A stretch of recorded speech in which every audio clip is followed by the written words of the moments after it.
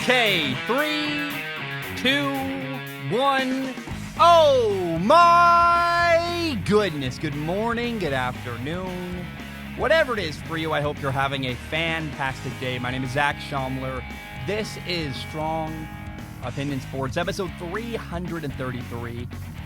And I'm very, very excited for today's episode. Actually, really, I'm excited for the Super Bowl. I can't wait to watch it. I can't wait to sit down. I've got, my thoughts have been consumed by it all week.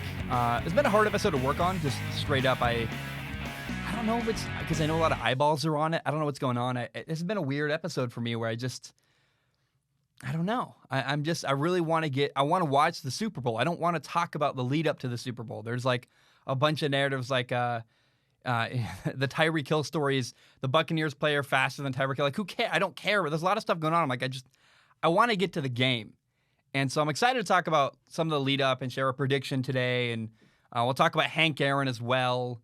We're going to talk about Super Bowl quarterbacks and how to win multiple Super Bowls. And we'll talk about Tom Brady. But I just want to get to the game. I really I can't be alone where I'm like, I just want the game to happen. I want to watch it. I want to enjoy it. I want to talk about what the heck is going to happen.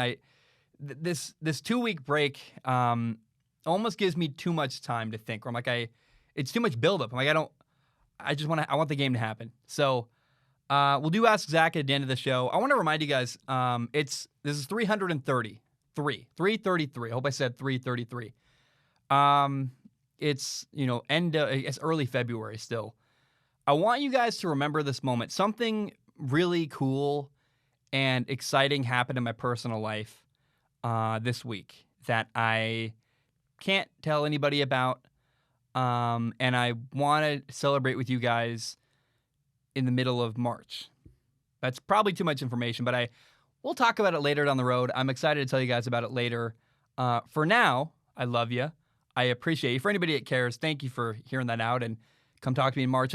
I don't know. I'm so trying to stay contained, and I'm very happy. I'm enjoying my life. I want to start with this today. I want to start by celebrating Tom Brady. I am not ashamed to say Tom Brady is my favorite player of all time. I was a kid watching him. I was a quarterback as a kid. I was watching Tom Brady on TV, and I feel like I learned so many lessons, and I was so inspired by Tom Brady when I was a kid. And there's a really cool lesson I think that everybody can learn from Tom Brady, where he's a 43-year-old quarterback. It's year 21 of his career. He's playing in his 10th Super Bowl, and he's still playing at a high level. In fact, he's doing some stuff in year 21 I don't think he would have done in years 1, 2, 3, 4, 5, maybe even 6. And what's most impressive to me about Tom Brady is that in order to have the sustained level of success, to do what he's done for so long at such a high level, it has to take a ton of self-evaluation. It's self-evaluation and, frankly, brutal honesty about himself and what he's good at and what he needs to work on. And he's 21 years into his career. He's the most accomplished quarterback of all time. You can argue about greatest of all time. What does that even mean? I don't know. How do you define greatest? Like, it's really up in the air. But we know that he's won more and done more as a quarterback. He's the most accomplished quarterback of all time in NFL history. And yet he still wants to be better. And the lesson there to me is that no matter what your role is, no matter what your job is or what you're doing, whether it's as a boyfriend, as a husband, as an employee, as a quarterback, as a podcast host, no matter what you're doing, you can always be better. If Tom Brady can always be better, you certainly can be, and I certainly can be too. Like, come on, guys. If Tom Brady every year is still going like, what can I do? What little tweak can I do to get better? Then we definitely can as well. And I mean, you're 20 years into your marriage. You can still get a little bit better in year 21. Like, we never, ever have everything fully figured out. And Tom Brady really understands that. Takes a lot of, I would say, humility, actually. And, again, brutal honesty with who you are and what you're good at. To be able to do self-evaluation, to go, I need to work on this, or I need to listen to this. And As the years go on, no matter what you're doing, early on, I remember, so as a podcast host, for example, I feel like I took gigantic leaps and bounds to get better. I got way, way better in the span of like a 2-year stretch, right?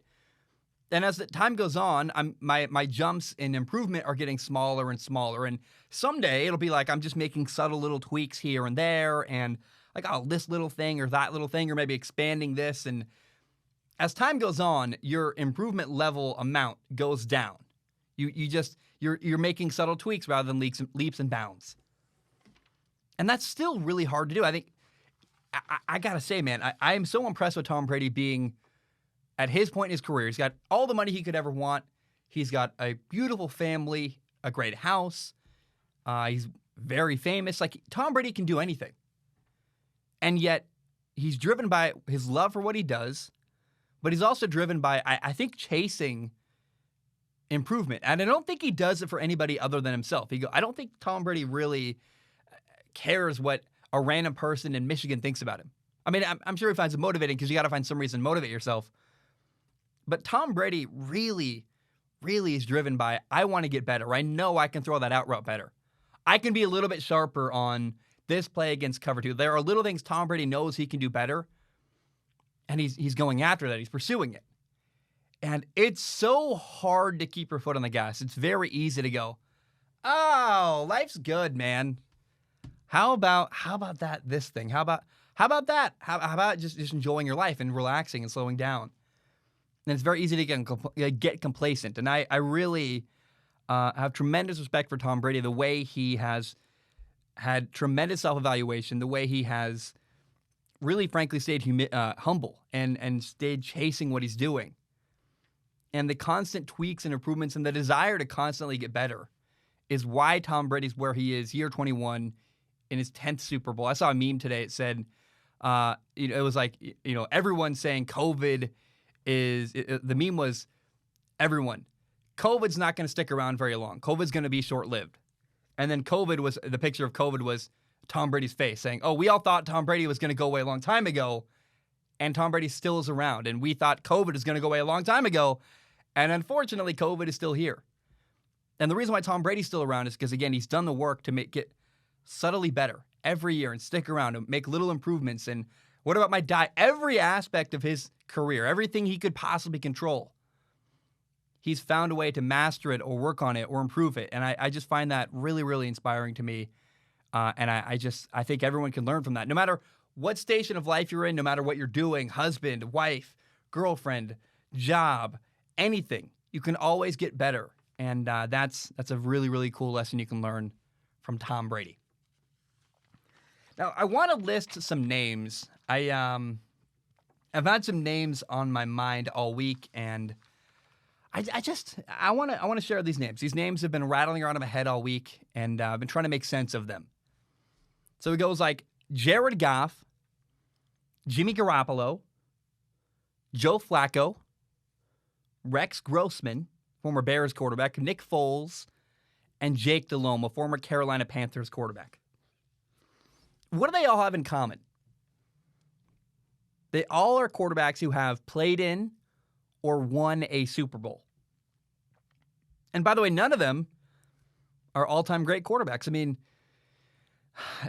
Joe Flacco might be the best quarterback in the bunch. He's got the most passing yards. But I wouldn't consider Joe Flacco an all-time great quarterback. He got benched for Lamar Jackson. He lost his spot. Now he might even be out of the league next year. Jimmy Garoppolo went to a Super Bowl 2 years ago. Looks like the 49ers are trying to replace him. Jared Goff got replaced in LA. And so what does this mean to have quarterbacks who are not all-time greats that have won a Super Bowl or gone to a Super Bowl? And then what does it mean about the quarterbacks who are considered all-time greats who haven't ever won a Super Bowl? Dan Marino, Dan Fouts, Phillip Rivers. I'm trying to think of another name. I had one earlier. I don't. There's many quarterbacks out there we go like, that's an all-time great quarterback.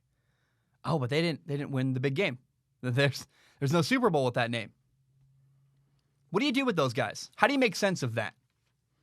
And first off, I would say that there's a big difference between Tony Romo is the name I'm thinking of. I think Tony Romo is an all-time great quarterback who never won the big game. And I know I'm the only person maybe who thinks Tony Romo's an all-time great, but man, go look at the stuff he did in Dallas, man. I know the Cowboys lost a lot of games, but he's the reason why he made them close and the reason why they were in a lot of those games. So I would say there's a difference between going to a Super Bowl like Rex Grossman did and actually winning a Super Bowl. So Rex Grossman got to a Super Bowl with Chicago, but he had a great team, an incredible defense, Devin Hester, a good coach. Like, he kind of got carried to a Super Bowl. And the obvious reality is you look around, like, all these quarterbacks who've won Super Bowls who are not all-time great quarterbacks. Well, the takeaway has got to be you need a great team to get to and win a Super Bowl. But then what does that mean about a guy like Tom Brady who's won Super Bowl after Super Bowl after Super Bowl? Or what about Drew Brees is an all-time great quarterback. He won a Super Bowl. But does he, and we're going to always say, like, well, Drew Brees won a Super Bowl. So that elevates his legacy long-term. But we probably give quarterbacks too much credit. I mean, it's whether I still think they deserve a lot of the credit. We maybe give them 20% too much credit. I would probably still leave a lot more than other people would. But it's interesting that part of how we measure a quarterback's greatness is with championships and Super Bowls. And yet, quarterbacks who are not great all time have won that big game that we value so heavily, so much. And if an all-time great quarterback wins a Super Bowl, if in order to be an all-time great quarterback, you have to win a Super Bowl, then what do you do with that pile of guys like Nick Foles and Joe Flacco, guys who are, I would just not consider an all-time great? And then also, remember, take notice that in 2020, Deshaun Watson taught us that you can play like an MVP-level quarterback, do incredible stuff, put up great numbers, make great decisions, do everything right.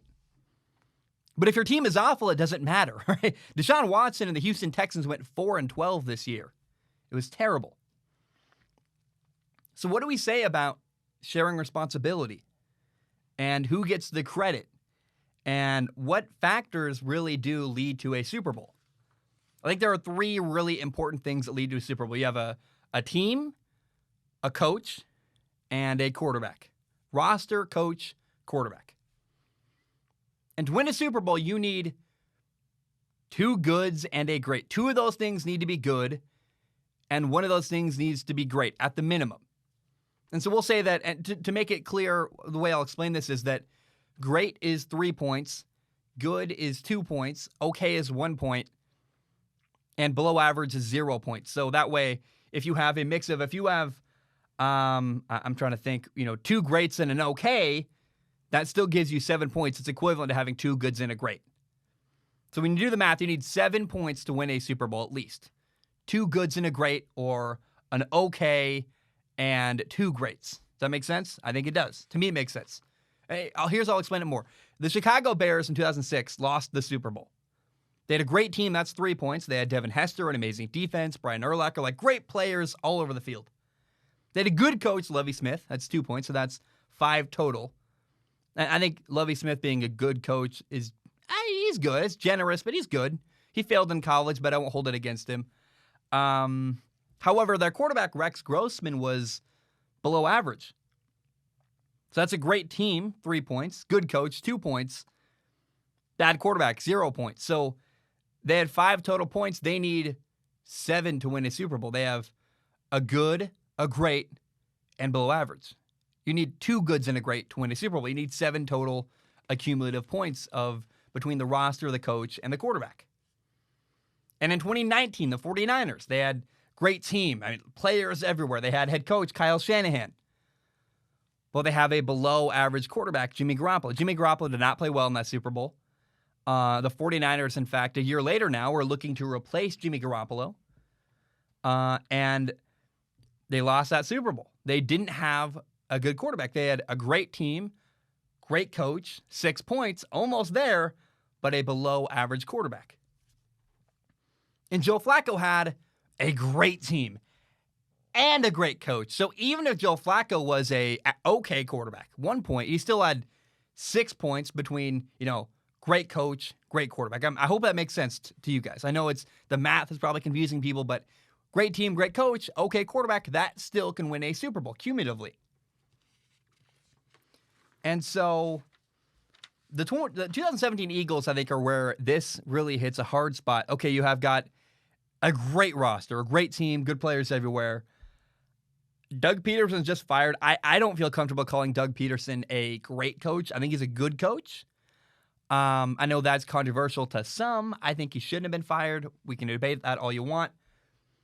But their quarterback was Nick Foles. So you have great team, good coach, but do you have a second good? You have 5 points total. Great, good. Do you have a good quarterback? I think I would argue that probably in his career total, Nick Foles was just an okay quarterback. But in that playoff run with Philadelphia, I don't know how you look at that Philadelphia Super Bowl run and go, the quarterback they had for those couple games was a great quarterback. So I'm bending the rules. It feels weird, but we'll say, hey, they had a great roster, good coach, and a good quarterback. And then maybe you could even argue that Doug Peterson must be a great coach if he was able to get a Super Bowl out of Nick Foles. So how do you win multiple Super Bowls? That's the next question. So you can do it once with Nick Foles, but the difference between Nick Foles and Peyton Manning is Peyton Manning did it again later in his career. And to go to multiple Super Bowls, you need two greats.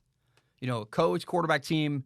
For example, the Dallas Cowboys had three greats. They won 3 Super Bowls with quarterback Troy Aikman. They had great coach, great team, and a great quarterback. Jimmy Johnson, the head coach. Emmitt Smith, running back. Michael Irvin, a bunch of other great players. They had Troy Aikman. They had great team, great quarterback, great coach. Even when Jimmy Johnson left and they had a new coach, they still had a great team, great quarterback. So even with just an okay, good coach, they were able to make it happen.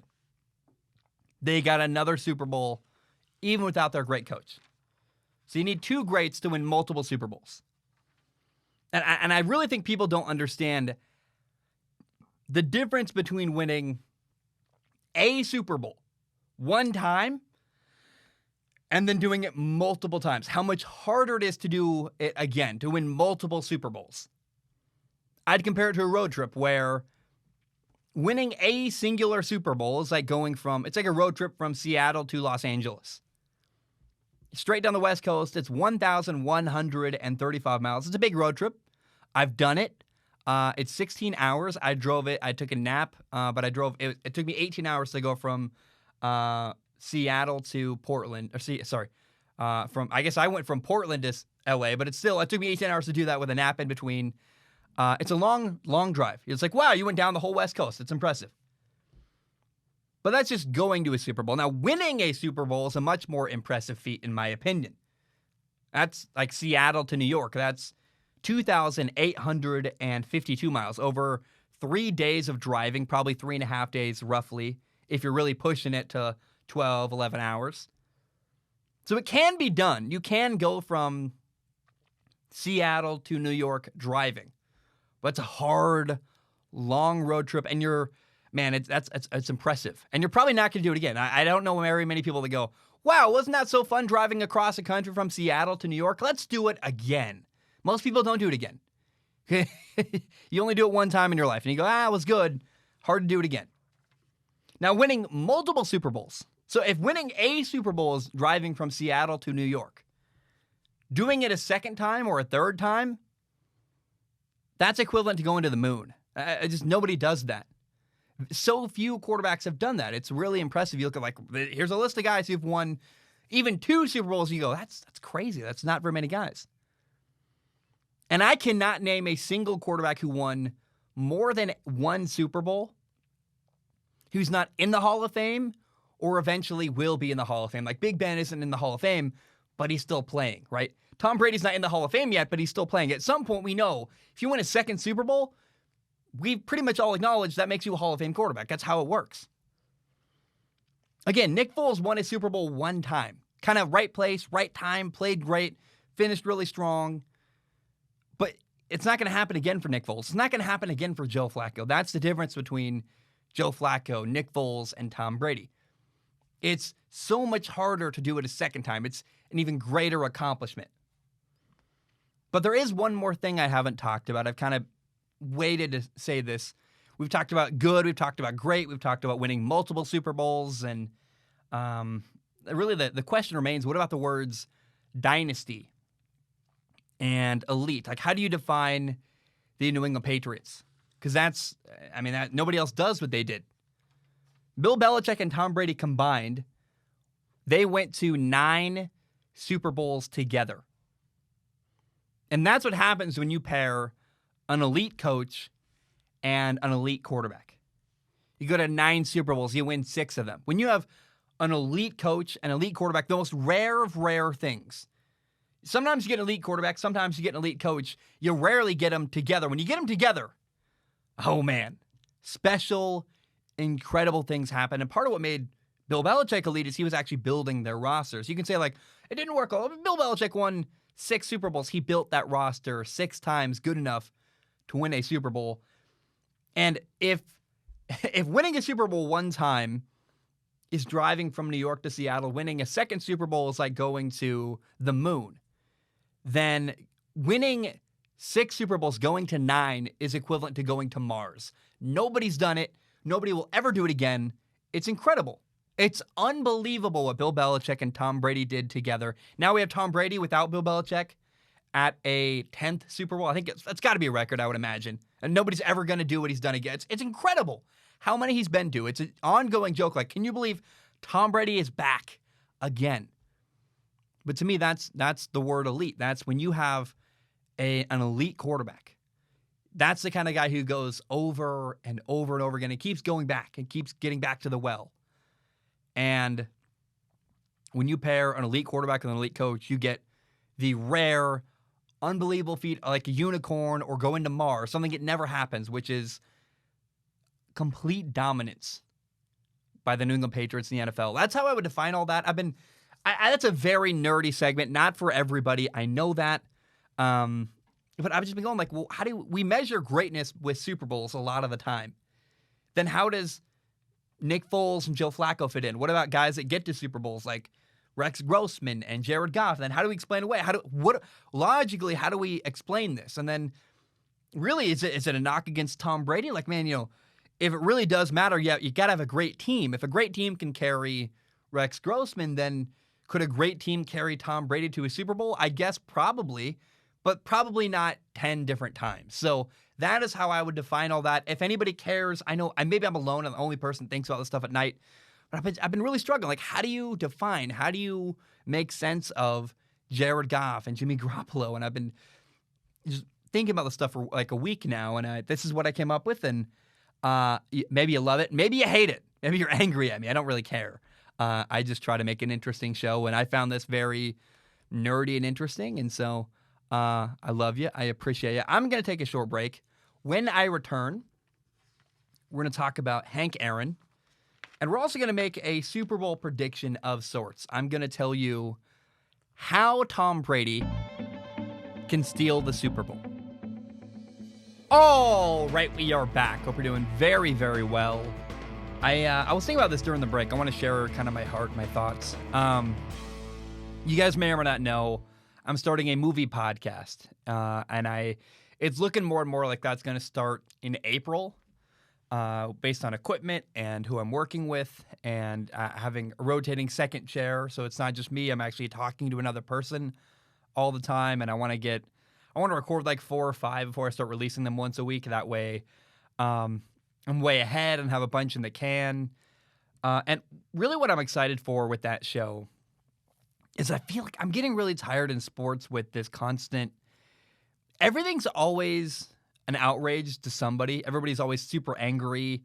And where I feel it is there are often stories recently I've noticed where I'm like, I don't want to talk about this, or my opinion is negative, and I go, it's my job to talk about this thing, like this guy got hired, or that guy got fired, or that person got traded, and I go, like, I don't really think this is good, and I have to talk about my thing, and it's inherently negative, and I know that with a movie podcast, if I don't like a movie, I'm not going to cover it, and I can criticize, a there's a story beat I don't like, but I'm covering the movie because I love, like, for example, I love Pirates of the Caribbean.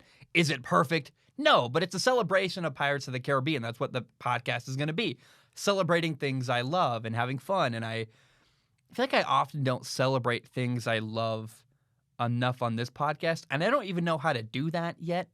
I really want to try to find a way to be more positive on the show. Now, again, reacting to news, because often that's what we do here, sometimes is negative, and that's just unavoidable. But I'm so excited to do other work too and get an outlet for something positive as well. And like, I want to watch the movie Cats and rip that to shreds. Don't get me wrong, but I feel like I have this. I'm becoming more snarky, and I don't want to be. So I'm sharing my heart, sharing my thoughts. I want to talk about the Super Bowl. I think it's possible that people don't understand just how good Kansas City is. And I know people know about their quarterback, Patrick Mahomes, but they also, well, you realize they've only really lost one legitimate game all year. And that's not just because they got a great quarterback. They got a great team around him.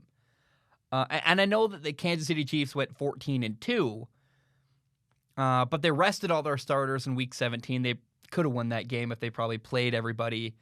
And that's the last game of the regular season. Really, the only loss Kansas City had all year was Week 5 against the Las Vegas Raiders, John Gruden and his bunch of guys. And the Chiefs' defense is way better than people realize. They're well coached. They got playmakers. I love watching. Tyrann Mathieu might be my favorite defensive player in the entire NFL to watch. The heart, the passion, the fire he plays with. He's so gifted. And I mean, I feel like nobody ever gives credit to the defense. It's totally forgotten. Of course, they got their great coach. They got their great quarterback. Steve Spagnuolo does a great job. Eric Bieniemy, the offensive coordinator, does a great job. Like, there's coaches galore on this team.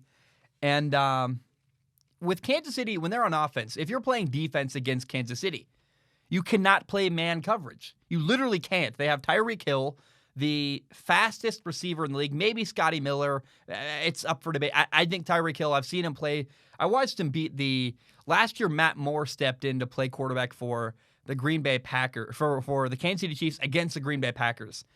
And Matt Moore was made to look like a superhero because he was throwing to Tyreek Hill, who's wide open, like, over and over again. Like, Tyreek Hill elevates everybody he plays with. People don't understand, like, how fast and how incredibly gifted Tyreek Hill is.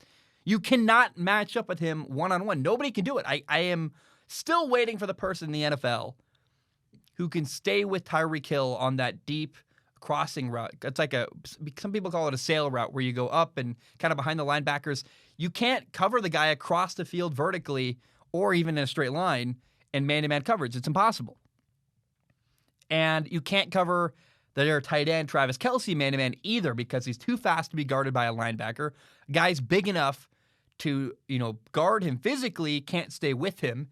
And then he's too big for a corner or a safety or any kind of defensive back to guard Travis Kelce, because he can body them up and out-physical them. So I don't know how you play man coverage against Kansas City. If you play zone coverage, either Patrick Mahomes will extend the play, and even though, he's got I know he's got a messed up foot. Even so, he's still been able to do it to some degree, avoiding sacks and keeping plays alive. And then if you play zone coverage, another thing Kansas City can do is use play action or misdirection or fly sweeps or motion. And the way they use motion and misdirection in the backfield often gets people out of their zones and manipulates zone coverage. And my point is that Kansas City is a complete nightmare to match up against. They got maybe the most gifted quarterback ever, a coach designing incredible plays. They're well coached across the board. They've got amazing talent on offense. They've got a really good defense. Kansas City should be the favorite in this Super Bowl by a mile. So what that makes this Super Bowl is a heist movie. This Super Bowl is Ocean's 11, and Tom Brady is George Clooney. And in every single heist movie I can think of, whether you're robbing a bank or some rich dude's mansion or whatever the heist is centered around, there's always a very specific plan where if everything goes right, then the plan works, the day is won, and the people in the movie walk away with some really exciting object. And in this case, it's a Lombardi trophy, winning the Super Bowl. Here is how Tom Brady and the Tampa Bay Buccaneers can steal the Super Bowl. So number one, you have to go for it on fourth down. You will not beat the Kansas City Chiefs by playing conservative. You will not beat them unless you go for it on fourth down. You're not going to beat them kicking field goals. You're not going to beat them playing it safe. You got to play balls to the wall. If you're going to go down, you're going to go down swinging. I watched so many teams make this mistake against Kansas City this year. It drove me nuts. I'm like, what are you doing? Over and over and over again, I watched teams not seem to understand, you're playing Kansas City. You're playing the best team in the NFL by a mile, the best quarterback maybe ever. You got to treat Patrick Mahomes like a mythical beast. He's a unicorn. You're never going to see one ever again. And you play slightly different when you play Kansas City. You have to. I thought the Buffalo Bills, in the AFC Championship game, they were the worst offenders of this, where multiple times they kept refusing to go for it on fourth down, fourth and short, kicking field goals rather than going for it. You need touchdowns, not field goals to beat Kansas City. You need to go for it on fourth and three. Fourth and three, midfield, maybe even a little bit into your own field goal, into your own field position. Like you're on your own, I'm saying like 35-yard line. Fourth and one, you go for it because you're playing Kansas City. You got to go for it. Do not play it safe. And I believe Tom Brady has watched the film and seen the Baltimore Ravens and the Cleveland Browns and the Buffalo Bills and gone, yeah, you got to take it seriously. Like you have to go for it on fourth down. You can't play safe or conservative. Tom Brady, I would imagine, watched the Raiders game and went, oh, yeah, they went for it on fourth down. And it worked because I think Tom Brady, again, would rather go down swinging. There's one team that played this way all year against Kansas City, the Raiders, and they beat them. The one legitimate loss all year by Kansas City, there was a moment where the Raiders had the ball, an 8-point lead with the ball, 2 minutes left, the Raiders had the ball, fourth and one, just past midfield. And like what conventional wisdom says, well, punt the ball away. Like you're up 8 points. All they can do is tie the game. There's 2 minutes left, fourth and one, punt the ball away. You're at midfield. And John Gruden said, no, guys. We're playing Patrick Mahomes. We're not giving him the ball back. We're not insane. We know if we give Patrick Mahomes the ball with 2 minutes left, down 8 points, he's going to tie the game because that's what he does. There's a reverence and respect that John Gruden had in that moment for Patrick Mahomes, saying, you don't coach against Patrick Mahomes the same way. You don't play the same way you do against other teams. They went for it on fourth and one. They got it. They won the game. Bam, ball game. Again, the rules are different for Kansas City. The rules are different for Patrick Mahomes. So the Buccaneers, they have to go for it on fourth down. That's the center point of my thesis of how the Buccaneers can steal the Super Bowl. At number two, they also need to make Kansas City pay for their mistakes. They do make mistakes. They have muffed punts. They have fumbles. They get, Patrick Mahomes took a gigantic sack this year that was terrible. Like he lost like 40 yards on a sack just running backwards. So Kansas City does make mistakes. You have to make them pay. When you get them in 3rd and 27, you have to stop them. Kansas City, more than any team I've ever seen in my entire life, converts 3rd and long, where 3rd and 35, they throw for 37 yards. 3rd and 23, Patrick Mahomes will run for 24 yards, step out of bounds, untouched. And you're like, how? It happens all the time. So if you get them in 3rd and long, you have to stop them. If they fumble, you need to score. If they throw an interception, you got to capitalize on that. Make them pay when they make mistakes. Now, the Chiefs' starting left tackle, Eric Fisher, will not be playing in the Super Bowl. He's got a torn Achilles. I feel bad for him. It's terrible. Horrible way to miss the Super Bowl. But it does leave Kansas City vulnerable on their offensive line. Oh, and by the way, it was already going to be a very interesting matchup between the players up front on defense and Kansas City. You have Ndamukong Suh, you have Vita Vea on the interior defensive line. You have Jason Pierre-Paul, Shaq Barrett on the edge. And by the way, in 2019, Shaq Barrett led the entire NFL in sacks. Shaq Barrett can get after the quarterback. But I got to say this too. Getting pressure on Patrick Mahomes is not enough. You need to take him to the ground. Because even with a banged-up foot, his foot is not at 100% right now.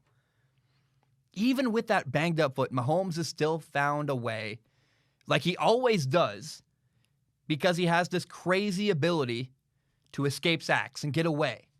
He'll escape a sack, he'll extend a play, find someone open downfield, make a ridiculous throw, and you're like, you're sitting there with your hands on your head going like, what just happened? It's crazy. He does this all the time. And so you have to not just get pressure on Patrick Mahomes. It's easy to get a guy in his face. Easy is probably the wrong word there, but my point is like, so what? You get a guy in his face. I'm not impressed with that. You have to take him to the ground. Do not allow Patrick Mahomes to run around and extend too many plays. So the Buccaneers have to play their best game. They have to bring everything they have. They've got to play balls to the wall, take risks, make plays, sack Patrick Mahomes, take advantage of mistakes. But I will say this is a winnable game for Tampa Bay. They've got great receivers. They've got a receiving core that's ridiculous. They've got a good defensive line. They've got an all-time quarterback. My favorite part about this Super Bowl is the thought of, at the end of a game, normally, any team playing Kansas City would go, well, they've got Patrick Mahomes. Like, at the end of the game, I'm going to pick Kansas City to win because they've got Patrick Mahomes. Like, at the end of the game, he can make a play to win. But I say the exact same thing anytime somebody plays Tom Brady. I go, well, who do you trust at the end of the game? Tom Brady. And if I had to pick two quarterbacks in the entire NFL I trust the most with the ball at the end of the game, needing points or needing something to happen with a game on the line, I would pick Patrick Mahomes and Tom Brady. That's unbelievable. They're going to play each other in the Super Bowl. I am giddy. I can't wait. I'm so happy. I'm so excited. I am expecting there to be something crazy at the end of this game. I can't wait for it. But again, this is a winnable game for Tampa Bay. They can pull off the heist and win the Super Bowl, but they have to have things go their way.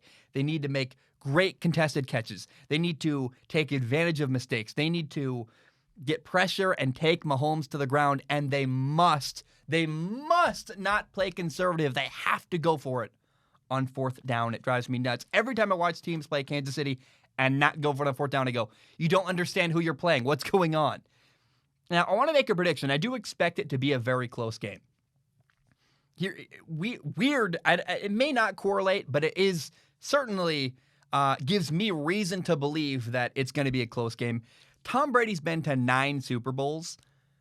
They've all been close. They've all been, 8 of them were within 8 points or less. 8 of them were one-score games. Now, when the Patriots beat the Rams, they won 13-3, so that was a 10-point game. 8 of the 9 were one-score games. 1 Super Bowl was, and that's whether Tom Brady wins or loses. He always wins or loses by a score or less, except for the time they beat the LA Rams and Jared Goff's inept offense could just not get into the end zone. It was a really defensive-led, boring Super Bowl till the end. Oh, man. So even further, Patrick Mahomes has played Tom Brady 4 times. They are each 2-2. So Tom Brady has won twice. Mahomes has won twice. So while Tom, every Super Bowl he's played and it's been close, every time Mahomes has played Brady, it's been a one-score game or less, which is also crazy. So I don't know how you look at this and go, oh, it's going to be a blowout. Like, if anybody wins with a blowout, it will be Kansas City. I see Kansas City is capable of blowing out Tampa Bay. I don't know that Tampa is going to blow out.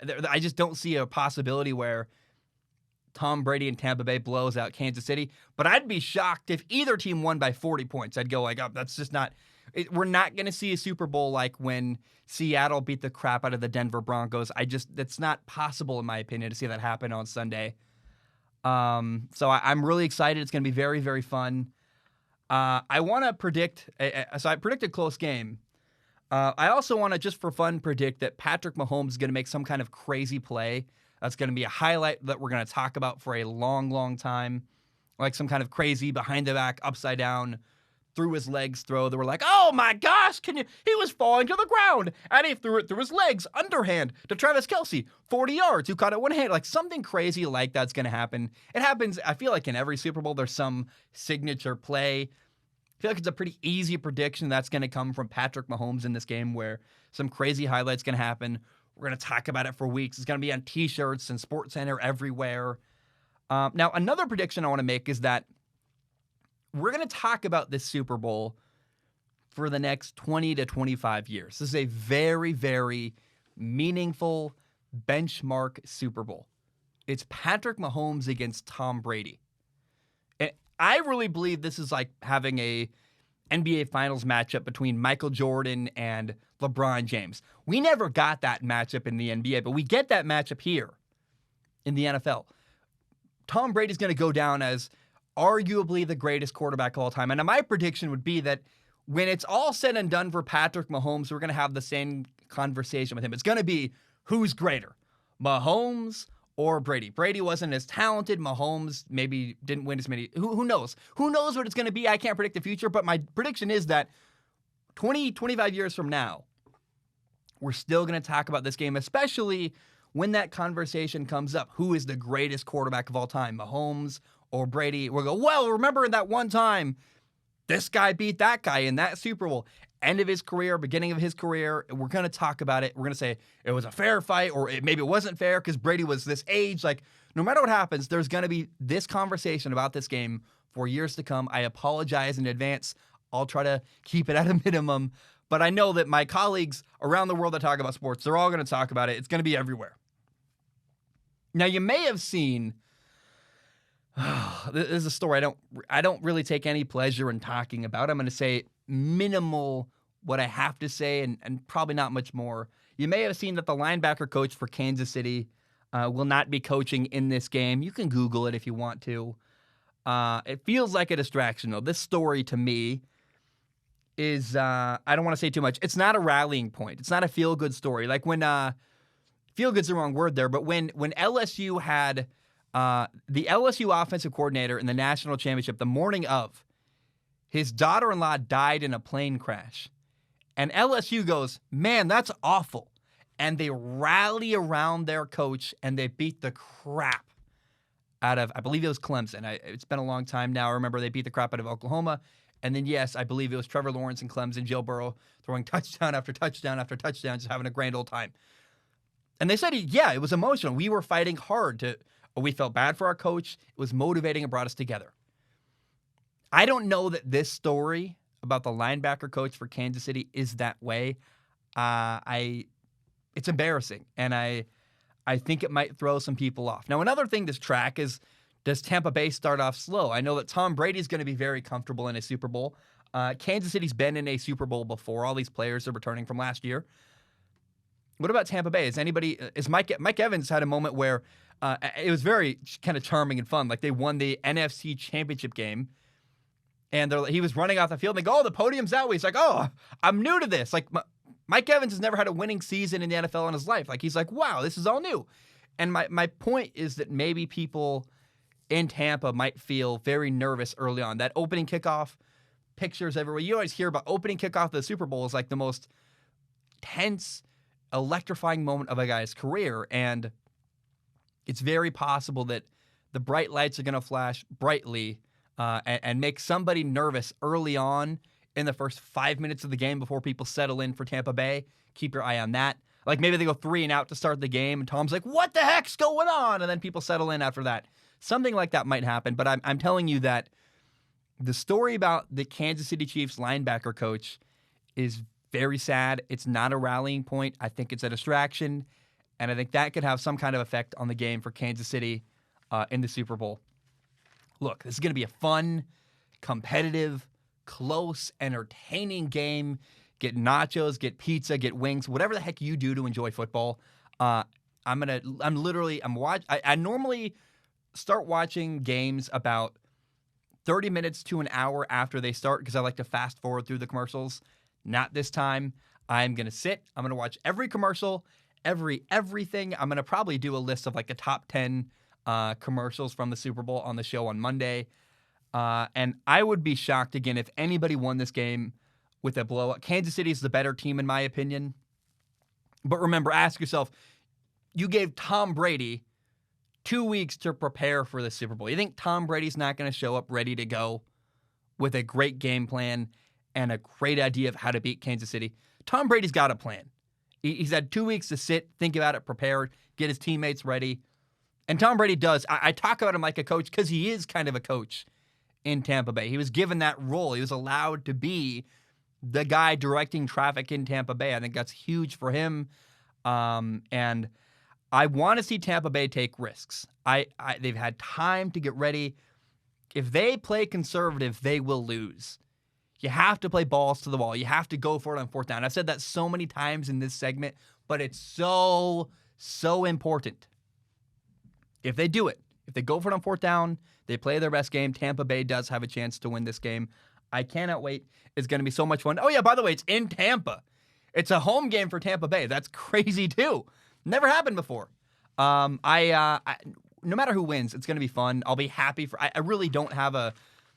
Okay, I'd like to see Tom Brady win. It'd be kind of cool. I think it'd be kind of a fun stick it to all the people that said it was always Belichick. But I think the point has been made about Brady. Like, Brady clearly made it. Getting to the Super Bowl is enough of a statement about his legacy to me. And from here on out, I just want to see fun, entertaining, amazing football. It's going to be close. It's going to be entertaining. Mahomes is going to make a crazy play. Do they go for it on fourth down? Can they get pressure on Patrick Mahomes? Can they make contested catches? The pressure's, I guess, actually, the pressure's on Kansas City because Tampa has nothing to lose. They're not the favorite. They're expected to lose. Everybody's picking Kansas City. I think that does swing things towards an advantage for Tampa, actually, because they can play loose.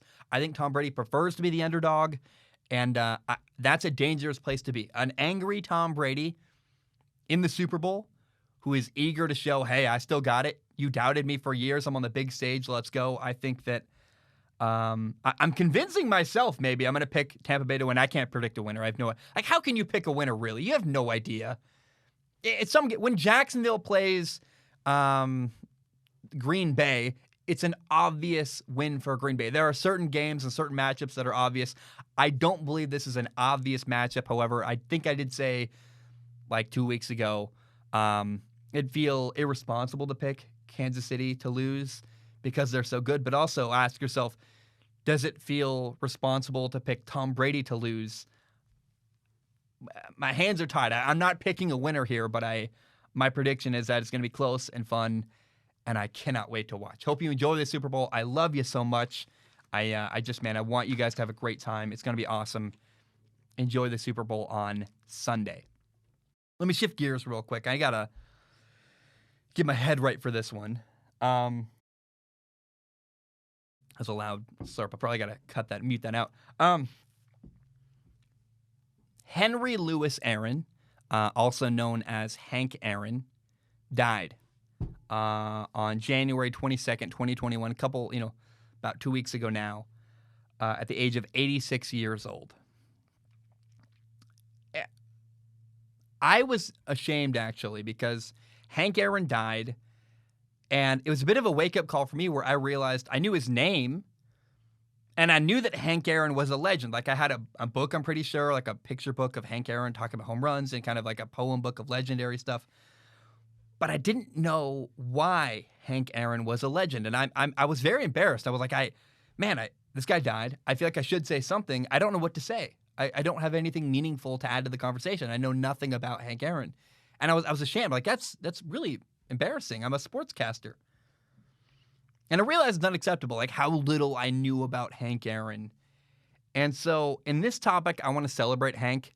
I feel a lot of pressure about it. Actually, I was going to talk about it last episode. I moved it to this episode because I've been very nervous about getting this wrong. I really want to do the guy justice. And I did a lot of research. I read articles. I watched documentaries. I watched interviews. I tried to learn as much as I could about Hank Aaron and then distill it into a meaningful topic. I tried to educate myself on who he was and why he was so important to not just the baseball community, but the sports world in general. And really, the more research I did on Hank Aaron, the more sad I got, the more I learned about the guy, the more I realized, oh, we're really missing out. And it's really sad to me that I lived my whole life not really knowing much about Hank Aaron, not knowing what I was missing, and that I wish I could have appreciated him more. I wish I did appreciate him more while he was alive, because he was clearly an amazing, amazing human being. And we'll talk about home runs in a moment. We'll talk about the thing he's most known for and what he did in the sports world. But at first, I got to say, I watched a 45-minute interview with Hank Aaron, just Hank Aaron talking, 45 minutes. It's posted on the YouTube channel Academy of Achievement. I could have watched for hours. He was a lovely man. He reminded me a lot of my grandpa. My grandpa died in at the end of 2020. And listening to Hank made me feel nostalgic. It reminded me of my grandpa. My grandpa loved baseball. It was his favorite sport. I now looking back, I remember my grandpa referencing Hank Aaron a time or two, and I just didn't. When I was a kid, it went over my head. And that 45-minute interview allowed me to get to know, and not get to know is the wrong word there, but really get to witness the wise old man Hank was at the end of his life. And really gave me a sense of what I was missing and what I missed out on my whole life not knowing who he was.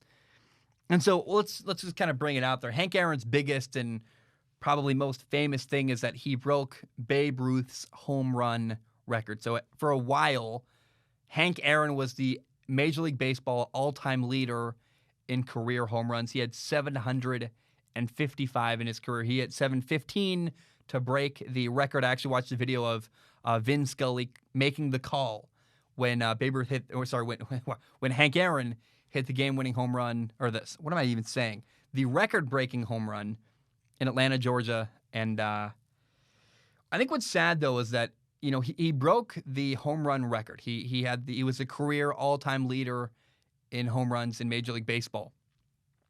But instead of being celebrated, Hank Aaron was hated for it. And there were people who hated what he did for his accomplishment, but also what he did for his skin color. And that side of the story can't be ignored. It's a sad reality where it was, you know, there were people that were upset that a black guy took a record, you know, quote, took a record from the, quote, beloved Babe Ruth.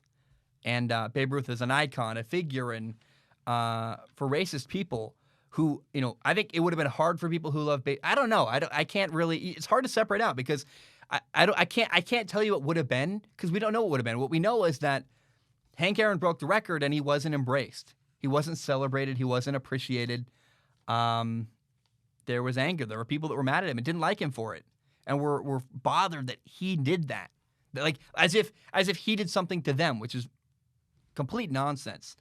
Jackie Robinson broke the color barrier in 1947, and Hank Aaron only started playing in Major League Baseball in 1954. That's only 7 years after Jackie Robinson broke the color barrier. That's not a lot of time. And unfortunately, Hank Aaron was hated for his skin color. He had rocks thrown at him. He had death threats. I don't need to say that. That's obviously ridiculous and awful and terrible. And I've always known that. So Hank Aaron started his playing career in the Negro Leagues, and I've heard that before. I've known what the Negro Leagues was, but I want you to really take a minute, think about it. Imagine people saying, "Hey, you're Hank Aaron clearly is the best baseball player." Like in the conversation at the time was the best baseball player in baseball, but at least was in the conversation of the greatest baseball player literally ever. That guy at one point was told, go play in the other league because you're black, because of your skin color. It's so disappointing that's like the low point of humanity that people couldn't. It's really awful. And now, what I was surprised, I knew the Negro Leagues existed. What I didn't realize is they kept going for years. The Negro Leagues existed all the way till 1962. Like, that's tragically long for that to still be around. It's like, wow. It's a long time. Disappointing. And so, Hank Aaron was a pioneer. And when he broke Babe Ruth's record, he became the home run king. Again, in total, Hank Aaron hit 755 home runs over the span of 23 years. And what's even kind of more remarkable about that is that he never hit more than 47 home runs in a single season, meaning that he was just Hank Aaron. By the way, he won a batting title in only his third season in Major League Baseball. And what's crazy about the guy is in 23 years, he put up just steady, consistent, strong numbers year after year. Never really gaudy. Never more than 47 home runs in 162 games, but just steadily, really consistent, really great. And in total, he's now second overall for career home runs. He's behind Barry Bonds and he's third all time in hits behind only Pete Rose and Ty Cobb. So he was incredibly consistent. He got on base a ton. He didn't strike out very much. He hit home runs. Like, Hank Aaron's a complete player. And so statistically, right? Statistics are great. He broke a significant record. I know baseball loves to celebrate statistics. I care about moments, and I care about people, and I care about who he was. And my favorite thing about Hank is that he was low key. He wasn't really braggadocious. He wasn't really a loud attention seeker. I know it's based on how he talks. I'm sure he would have loved to get more sponsorships and get more recognition that he was well deserved. But he was actually also just a steady, calm presence, which is the kind of guy, like, I wish he played today. I wish I could have. I would have embraced him so much. I really kind of the way that what's the guy in why am I blanking on his name right now? Mike Trout is he's not loud or braggadocious. He just plays good baseball. That was Hank Aaron. He did his thing, and he had humility and wasn't in it for himself and just loved to play baseball and played for 23 years. And then he also wasn't afraid to speak up about racial injustice. And the word is pioneer. He really did change sports forever. I think that I encourage you, go listen to him speak. There's a lot of interviews out there with Hank Aaron. He's just a wise old man at the end of his life. And more than baseball, the sports world will always be indebted to Hank Aaron for changing the game and being an icon and breaking Babe Ruth's record and dominating baseball in an era where he wasn't welcomed, which is so tragic because you would think that if you love baseball, you wouldn't really care what color somebody is because, like, I love the quarterback position. I really don't care.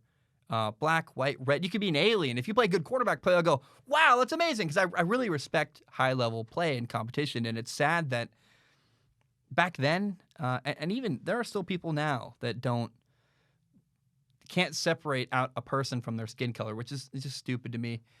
It's very tragic. It's very sad. And we're lucky we got him.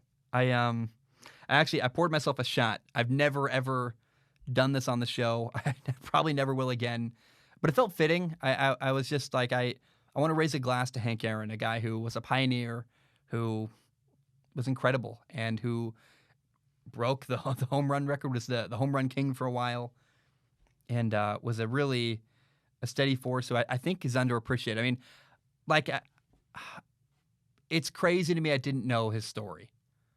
Why is it that we all know who Babe Ruth was? I knew who Babe Ruth was.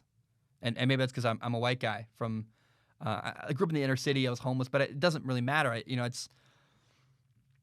Why is it that I knew Babe Ruth's story, but not Hank Aaron's? That's sad to me. And so I want to raise a glass to Hank Aaron, a hero and a pioneer who will not be soon forgotten. Thank you, Hank. Let's celebrate Hank. Here's to Hank.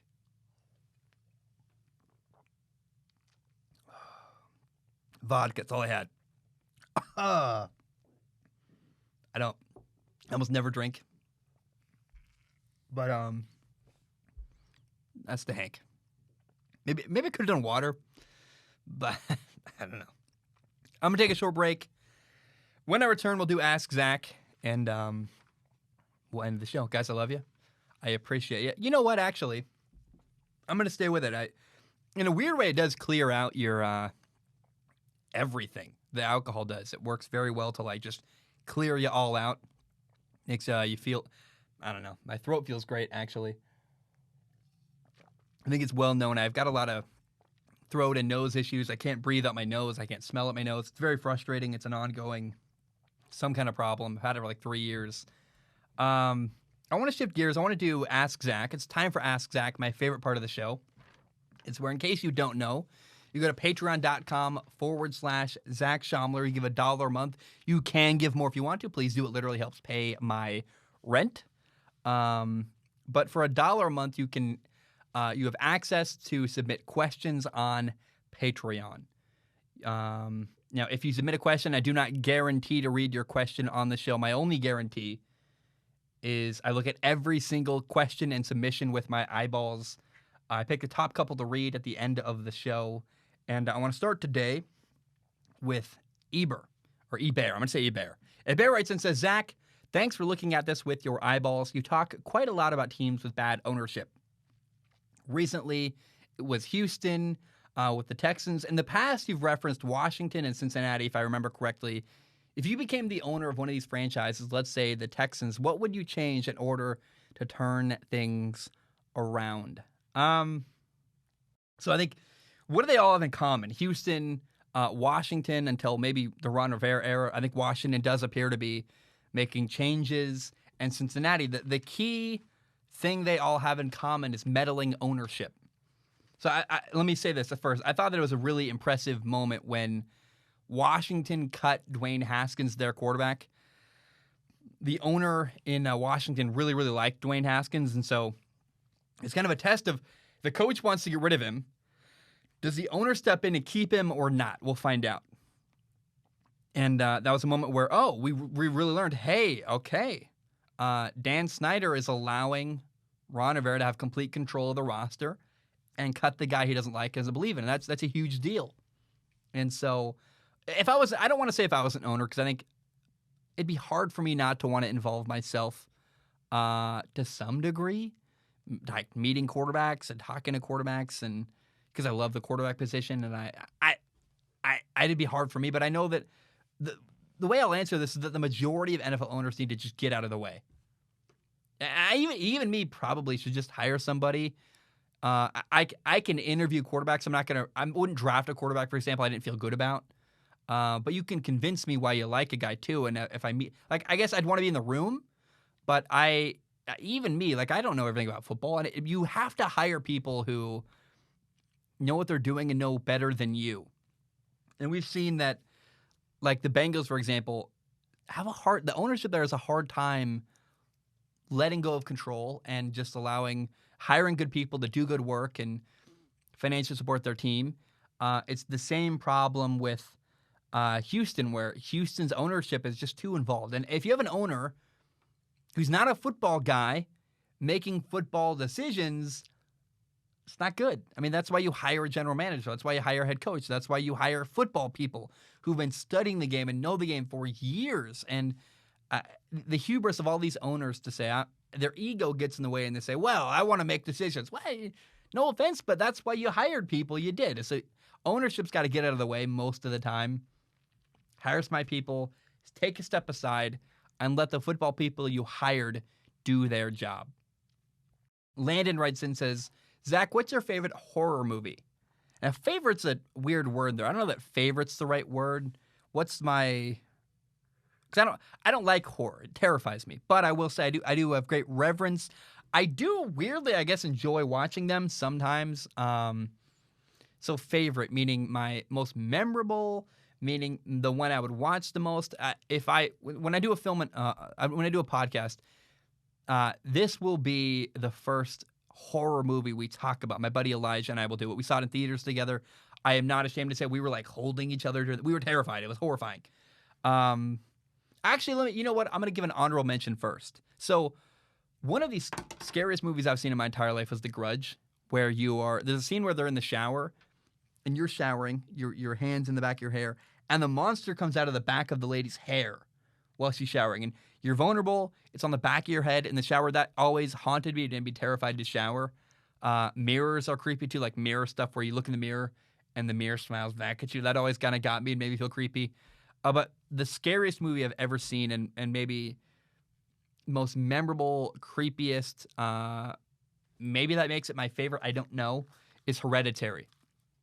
A horrifying movie with just jump scares and creepy stuff and a girl that goes like a click. If you ever seen it, you'll know what I mean. It's like, oh, and then you hear it. It's an unsettling movie. It's very unsettling. I got goosebumps just now. It's to this day makes me like jumpy and weird. But that's why it's worth giving a movie podcast an entire episode about it, because it's really truly a horrifying and unsettling movie, which is probably the goal of horror.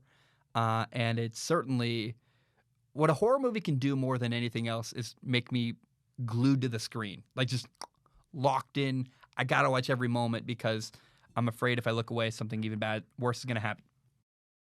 Jeff writes in and says, Bucs +3 or Chiefs -3. Jeff, I don't know what that means. I know nothing about gambling, and I'm not kidding when I say that. I literally don't know. I think what that means is that the Chiefs are going to win by more than 3 points. Like you're saying, would you take the Chiefs winning by 3 points or more, or the Buccaneers losing by 3 points or more? I think that's what that means, but I don't really know. I don't want to gamble. I never have gambled. I hate gambling. I don't like stocks. I don't like gambling. I think they're the same thing, kind of. It all is weird to me, and I don't gamble. I really, it's not a wise investment of your money, in my opinion. I don't like it. I don't do it. I don't take it sponsor. I've been offered a lot of money from gambling sponsors, and I respectfully, somewhat unrespectfully, tell them no. I just don't. I've seen people lose everything gambling, and I think it's predatory and weird. I don't like it, and I'm not a fan of it. So I think probably. I don't know how to answer that. I think that's a gambling term. I know that, and I don't really understand the term. I don't really care to learn. So, Jeff, I love you though. I appreciate you. I think it's going to be close and fun and interesting, and I think the term is cover the spread. So if the spread is 3 points, I think that Kansas City. So does Kansas City win by 3 or more points? If that's a question, yeah. Because what is it 3 or is it more than 3? Because every Tom Brady Super Bowl has come down to mostly 3-point games. So if Kansas City wins by a field goal and you lose your bet, then I wouldn't take it because I think they are going to win. If they win by a field, like 3 points, literally.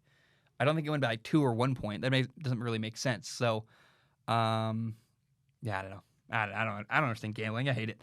Braden writes in. Braden says, "What's your number one country in the world that you want to visit?" New Zealand, 100%. I love New Zealand. I think New Zealand's my favorite country in the world, maybe more than America, and I live in America. If I ever leave the U.S. to live somewhere else, it's going to be to go to New Zealand. I love the way it's governed. They have pretty mountains. They've got great beaches, got a good climate. Really, I like to think of it this way. If the world ends tomorrow, where do I want to be? Hawaii is a great spot to be. If the world ends tomorrow, it's not self-sustaining, meaning like they don't have the agriculture and the infrastructure to really survive with the population they have. New Zealand, the whole world could get nuked except for New Zealand tomorrow. They'd be fine. They don't care about us. They don't worry about us. They can close their borders. They're like literally, they've got enough room. They've got a ton of they got rain. They've got sun. They've got mountains. They've got good drinking water. They've got agricultural land. Like, wow. New Zealand has everything, and they're well governed. And so New Zealand in a heartbeat. And also, again, they're an island, so you can't really mess with them. Like, you live in Montana, you're still touching the same land as Florida. Like, I don't really like that. I don't really like the thought of living. I like the thought of an island where you're isolated and it's more separate. I like that thought. I like to prepare for the end of the world. I don't know if it's going to happen in my lifetime. I don't know, but I don't have a lot of faith in humanity. So I'd like to live in New Zealand or Hawaii by the end of my life and retirement. Yeah. Randy writes in, says, how important is size when evaluating a wide receiver? Really depends on how they use their size. I have seen, like, a big body's useless if you can't use it to, in a physical manner to beat people around you. If you can't take advantage of it, it doesn't matter. So, like, when I was at Washington State, I remember Desmond Patton drove me nuts because he's this really big-bodied receiver. We kept getting out-physicaled at the line of scrimmage. I mean, especially against Utah. Go watch the Utah game. He's complaining about, what am I supposed to do? It's like, win. There's a guy on your back. You're like 6'5". Box him out on a slant. Get the dang football. Like, I remember being on the sideline like, what are you, dude? Yeah, you're being out-physicaled right now. That's a guy who didn't use his size very well in college. Now, he might be doing better with the Colts. They might be helping him. I don't know. I haven't tracked him, but size matters if you can use it, but if you don't use it properly, it doesn't really matter. So I wouldn't put all your stock into size, and if you do use it well, I would factor in. Like DK Metcalf uses it very well. There are people. It's all relative. Like you can't really make hard rules about stuff because every player is unique and every player is different, and you got to talk to players or watch film, and that's why film is so important. Like measurables are only as important as you allow them to be, and I just think that there's too many examples of guys being big and playing badly and guys being small and playing great, and finding a niche and doing. You just have to tailor everything to certain players, not to certain sizes and frames, if that makes sense. So, yep, it's all relative. It's my answer. I know you don't like it. Okay. Menko writes in and says, "Good morning, Zach. Last one of the day. How did you realize?" Sorry, this is the last question of the day. Menko writes and says, "Good morning, Zach. How did you realize what your dream was? And now that you are living it, do you feel truly happy or as happy as you thought you would be? I have always been content with my life, but I have felt as though I am always missing some greater form of happiness. I bounce around from one dream to the next, always thinking that is the thing that will bring me what I believe to be happiness, but I always just feel the same overall contentness. I've always feel the same overall contentness. So from someone who is living their dream aside from living in Hawaii, how did you realize your dream and how do you feel now? Thank you for considering this, Josh." So that's a lot. So how do you feel now that you're? Do I feel truly happy? Yeah, I love my life. I was talking to my dad yesterday. I don't want to go to bed. I really struggle with sleeping because sleeping feels like a punishment. Where I love watching film. I really love my girlfriend. I have awesome cats. I've got a great place to be. That feels my house is very pleasant. And I like playing video games. I like watching movies. I like working. I love my job. I want to be awake. When I go to sleep, I go, I can't do this stuff I'm excited to do when I'm awake. And that makes me realize I'm doing good stuff. Now, I'm not exactly where I want to be in life. I really want to live in Hawaii. I'm a ways away from that still. I want to own my own house someday. I'm a ways away from that. I am starting a movie podcast. I want to make money from that. Like, there's all this other stuff I want in life, but I'm still very happy. And I think the key to happiness is just heading in a direction you feel good about. You'll get to the end of the tunnel, like eventually, right? But what keeps me going is that I'm headed in a direction I feel good about. Like, you can't be worried about the end of the tunnel. You should be worried about the journey getting there. If you're enjoying, again, I really want to live in Hawaii. I don't live in Hawaii. It's cold. It's rainy. It's not the best. But it could be worse. And I can't spend all my life thinking about, man, I really wish the movie podcast made money. Man, I really wish I lived in Hawaii. I have to just enjoy the journey. And as long as I know I'm headed in a direction that I feel good about, I'm happy. And once I figured that out, and that was I was happy as a clam before I made money doing strong opinion sports. I think I'm a little happier now, probably because I have more freedom and I'm not in college. I hated college, but I always knew I was headed in a direction I felt good about, and that's huge, man. You have to ask yourself, do you feel good about what you're doing? Do you feel good about what you're working for, what you're working towards? Don't worry about the destination so much as enjoying the way to get to that destination. That is how I found happiness. I'm really lucky. I found the woman I'm going to marry. I have a job I love. I am very fortunate. I worked hard for it, but I'm really fortunate to have what I have and have the life I have, and I'm really enjoying it. And so, how do you feel now? That's how I feel. And how did I find my dream? How did you realize what your dream was? How did I realize what my dream was? I did what I wanted to do. What do you want to do? Like, what do you actually want to do? It's that simple. What do you want to do? I mean, once you just do what you want to do all the time, that's another better way to put it is like, if enough days in a row go by where you don't like what you're doing, you definitely should make a change, right? Like there are a couple days where I'm like, I don't want to edit this video. Like, you know what I mean? But if too many days go by where you're still like, I just don't want to do this, then make a change. And do not be afraid to make a change. And then you have to dabble around and try different stuff and eventually be like, this is my thing. This is my call. I found my calling. I feel very good about it. Like, I know that if I didn't make money making videos, I would still make videos. Because I did that. I literally I treated making videos like my full-time job when I had a full-time job. Like, if I was an engineer, I still would make Strong Opinion Sports because I love sports. I love talking about it. That's what you got to find something you would do for free. Like they always say, Jim Harbaugh, the coach at Michigan. Jim Harbaugh would coach if he made $10 an hour because he doesn't do it for the money. He does it because he loves coaching. That's the guy who made it. So I hope that helps. That's a good answer. I did my best. That was off the cuff. I didn't even plan to read that question, but I saw it literally like 10 minutes ago or right before I recorded. I was like, that's a good question. I should read that. So I love you. I appreciate you. Hope you have a great day. That shot was awful. I don't love shots. Now, it didn't influence my thoughts. I'm not drunk. I had good food. I had good breakfast, and I can hold my alcohol. I actually can drink. I can take a lot of shots before it really messes me up. But I don't like it. I just don't like drinking. It's not my thing. Love you. I appreciate you. Bam. We are